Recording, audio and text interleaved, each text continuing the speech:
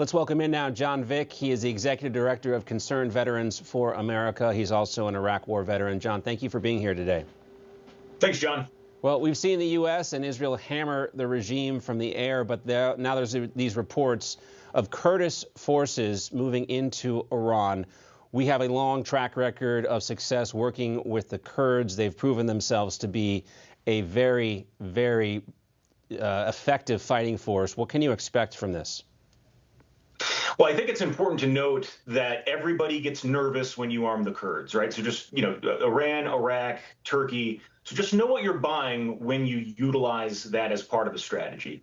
I do think there's a lot of validity to the idea of having, thousands of Kurdish militia units moving into Western Iran as perhaps a distraction for the IRGC or as some, a broader element enabling, in an organic way, Iranian citizens coming up and seizing the government.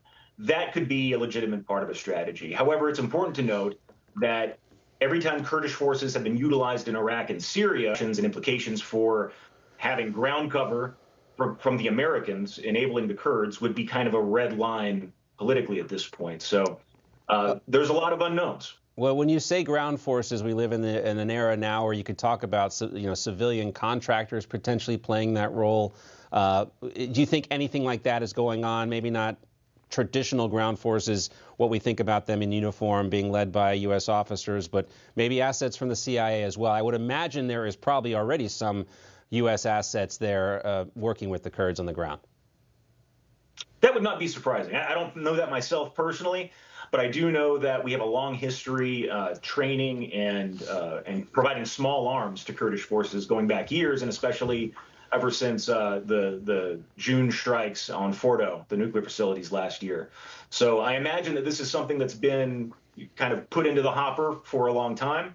And I think as long as it's part of a cohesive strategy and it's not allowed to run rampant, then you're going to be able to utilize this force effectively without, implications for our relations with Ankara, Turkey, right? NATO implications.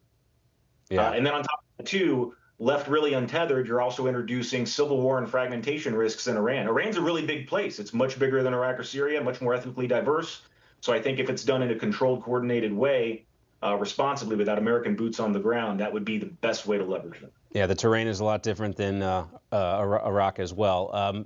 The son of Ali Khamenei is now the frontrunner to lead Iran. Mojtaba Khomeini has the full backing of the IRGC. His selection, to many people, signals the regime has no intention of moving away from its hardline roots. And now we learned from Axios that President Trump says he needs to be personally involved in selecting Iran's next leader. The report says Trump acknowledged that Mojtaba Khomeini, son of the Supreme Leader, former Supreme Leader Ali Khamenei, is the most likely successor, while making clear he finds that outcome unacceptable. What does that look like? I mean, how does President Trump play a role? And especially if they're going to continue on this hard line of pulling these people. From what I understand, Mojtaba Khomeini is even more hard line than his father. Yeah. Well, I think it's pretty rich, first off, that the Ayatollah's son has been named his successor. I mean, if you go back to the Islamic Revolution in the 1970s in Iran, one of the things that they fought against with the monarchy was opposition to hereditary. Nepotism, right? Yeah. He's a dictator nepo baby, essentially. I think, for one, he's got a target on his back at this point. I think with regard to, what role President Trump would play in helping Iran to find its next leader, that would come after regime change, and ideally by invitation of Iran in good faith, looking at the United States as an enabler for that regime change. Now, the president says the U.S. did not initiate, if the U.S. did not initiate Operation Epic Fury, Iran would have attacked Israel first. Listen to this. We're doing very well on the war front, to put it mildly, I would say. Somebody said, on a scale of 10, where would you rate it? I said about a 15. And we're going to continue to do well. We have the greatest military in the world by far. And that was a tremendous threat to us for many years. 47 years they've been killing our people and killing people from all over the world. And I think we have great support. And I think if we didn't do it first, they would have done it to Israel. So first, I wanted to ask you if you think President Trump is correct, if that was the situation. Also, what grade would you give the U.S. military so far, 1 out of 10, in terms of their success? Well, I'll answer the second question first. I think that this is a striking success. I mean, absolutely 10 out of 10 or 15 out of 10 to echo the president. This is such a unique conflict. I mean, the intensity of drone warfare. We're also using Iranian drone designs against the Iranians.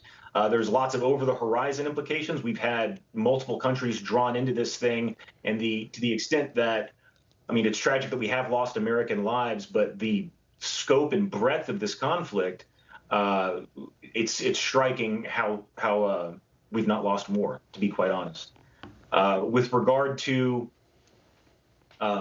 the imminence of the threat, obviously the war powers that the president is using requires, he has a 60-day window after establishing an imminent threat to the United States. It does seem like there was intelligence indicating that if there was an exchange of hostilities between Israel and Iran, that Iran would immediately attack all American assets. And so we kind of had to get out in front of it. I do think that is a little bit of a stretch, or like a transient imminence argument with regard to war powers, but that genie's out of the bottle, and I think that the United States military has done really incredible work in a battlefield that they've never fought on before. Nobody has. Yeah, it's a new type of warfare, especially with. Thanks, John. Appreciate it.